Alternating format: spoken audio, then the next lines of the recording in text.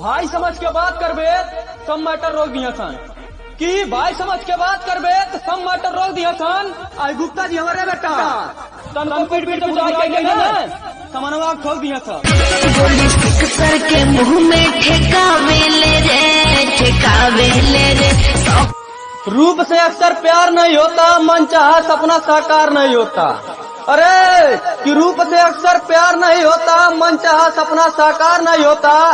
हर किसी पर नाम और मिटना मेरे दोस्त। अरे कि हर किसी पर नाम और मिटना मेरे दोस्त, क्योंकि हर किसी के दिल में सच्चा प्यार नहीं होता। जब आग लगी दिल के अरमानों की नगरी में, विवाद के। अरे तू लोग शांत रहा, लफड़ा बात विवाद के। अरे बेटा घरवा में घुस के मारा, यहाँ से आ जाइए तो गुस्तान पे। यह प्यार के चक्कर में केहू पागल, केहू दीवाना, केहू शराबी हो गई।